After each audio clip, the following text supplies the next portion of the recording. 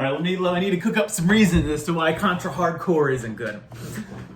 Ladies and gentlemen, welcome to the Dining Room Table Studio. I am your man out of Japan, Jay Condra, and I have here my complete collection of 22 Switch games, both Japanese and North American, and I'm going to rank every single one of them, making my top 22 Switch games. Now, of course, I have not played every Switch game ever.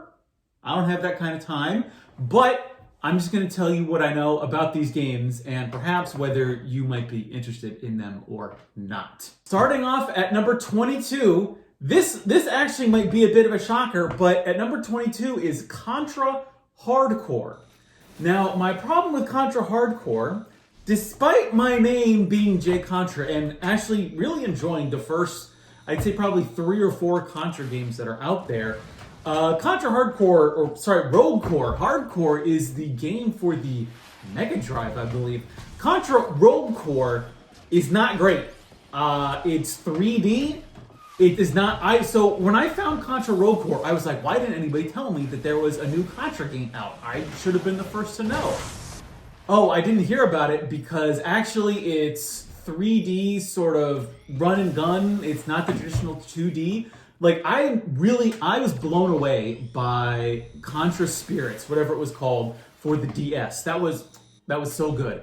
Contra Rogue Core is, what if we just make a not great 3D action game and we'll reuse a bunch of the same levels. The weapons aren't going to be that interesting. The graphics are going to be sort of the gray and brown of the PS3, Xbox 360 era, and you're just going to die a lot. Which, when you're dying in the beautiful color graphics of, say, the DS Contra or the original Contra for the NES and the Super Nintendo, those are actually really fun and you actually want to play them over and over again. But I just didn't have that same sensation when I was playing Contra Rogue Core. So that's why it is the very bottom of my list of best Switch games. At number 21, perhaps a non-controversial pick, we've got Battle Princess Madeleine. Now, this is very obviously an homage to Ghosts and Ghouls and Goblins, whichever one of those is the correct title. But it's a bit kind of baffling when I'm trying to play the story mode and it doesn't make very clear where I'm supposed to be going next. The graphics are pretty good. I will say that the gameplay is enjoyable up to a certain point. It does give you that very retro sense of it's a 2D platformer where you're fighting some various supernatural enemies. That is enjoyable in and of itself, and the arcade mode I actually think really is actually pretty good. I really enjoyed myself playing the arcade mode, whereas the story mode was not very compelling. I didn't feel like I was being pushed forward by the game. Rather, I was just trying to feel my way around this world that I didn't care that much for. I don't want to say it's a bad game, certainly not, but there's a reason why it's at the bottom of the list. The spicy take of this video will be at number 20. It is Splatoon 2, my dudes. Splatoon it's a good game. Don't get me wrong, it's a fine game. But for one, I don't like playing games online because I'm just not that kind of person, and I also refuse to pay to play online, even though I think the Nintendo Online for the $5 or $10 a year or whatever it is, actually is probably the better deal among all of the subscription packages for all the consoles that are out there. I refuse to do it because I am cheap, and so I have played this. I played this online a little bit back when the Switch Online was free, and I really enjoyed that. Only it may be different now. I know Splatoon 2 has undergone a few changes, but when you can only play 2 maps a day, why? Why can you only play a limited amount of maps a day?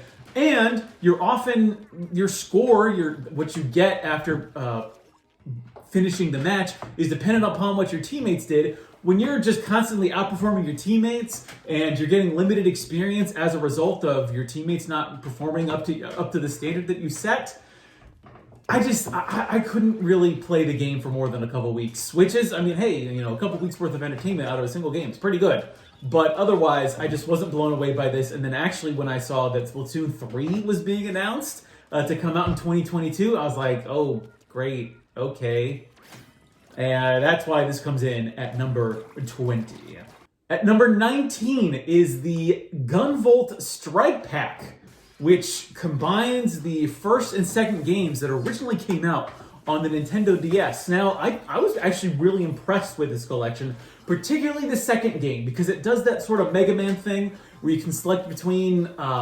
I can't even actually remember what the name of the main characters are, but I'm just going to call them Mega Man and Zero, because that's essentially what they are. Playing as Zero was like Akira? I can't remember what the English name is for that dude. But that was, oh man, playing as him I think was really amazing, really good gameplay overall. Actually, I think it's much more playable than Mega Man, because when I played this for more than an hour, I didn't hate myself and I didn't feel like I was terrible at video games when I actually played this. So actually clearing through the first game was not incredibly difficult, and having access to both of these games in a single package was, I think, a really fun time. At number 18 is Fire Emblem Warriors, Dynasty Warriors, Fire Emblem Dynasty, Fire Emblem Muso is what I call it. Because I played this when it first came out, I did a Let's Play of it, and it unfortunately has to be compared to Hyrule Warriors. And I think it's lacking. It doesn't have what Hyrule Warriors had with the beautiful adventure map, with the quasi-compelling story that you had in the original Hyrule Warriors. Fire Emblem Warriors, you've got like these two whole new characters that you have to play as. Whereas I think you just want to play as the other characters. Like I want to play as like Marth and Lucina and the other characters from Fire Emblem Awakening and Fates. I love the Warrior series, but Fire Emblem Warriors just didn't do it for me the same way that Hyrule Warriors did. Whereas like when I had Hyrule Warriors, I wanted to beef up all of my characters. I wanted to unlock all of their special abilities, because fighting the enemies was great. You had the really cool original enemies like Sia and Wizro. Those were great, but when you get to Fire Emblem Warriors, like I felt it could have used a little bit more. I'm gonna be honest, and I love Fire Emblem. I love playing especially the newer Fire Emblems. I don't much care for the older Fire Emblems because they really stress me out, because I'm not really good at tactics games and I don't want any of my people to die. So if somebody dies, I have to restart the whole level, but at least you don't have to do that in the newer ones. And of course, it's a bit of a tangent because you don't have to deal with that in Fire Emblem Muso. I don't think. I mean, maybe someone in the comments can correct me if I'm wrong. I can't remember if you can actually change the difficulty setting in this game or not. But it's nice that hopefully if your character dies, they don't die forever. But I probably played it on the mode for babies, so at least it's got that going for it. At number 17 is Psy Varier.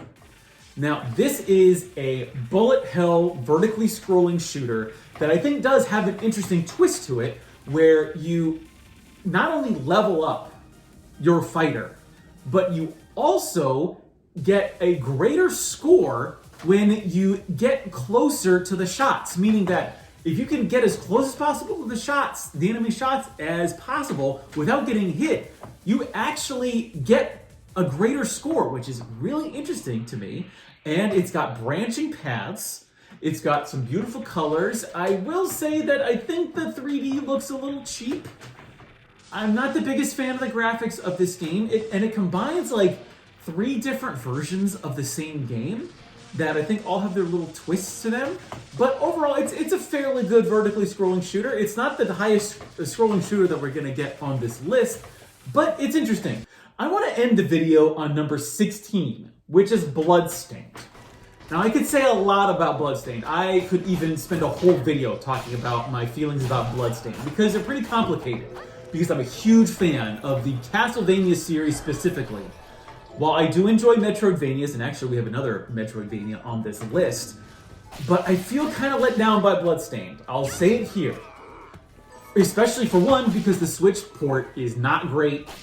There was a lot of times, especially during some boss battles, where there was slowdown, where not only am I not great at the game, but when you add the slowdown onto it, when you add those glitches into the game, are going to cause me even more problems.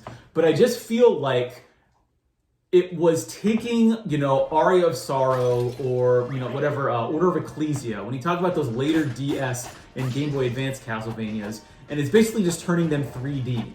And so the graphics I was maybe expecting a little bit more from the graphics and from the music, because the Castlevania series just has such a high standard set by previous games like Symphony of the Night or Rondo of Blood, that to have something like Bloodstained come out, where I'm looking forward to the next one. And actually, I haven't played Curse of the Moon yet, but I really want to play those games.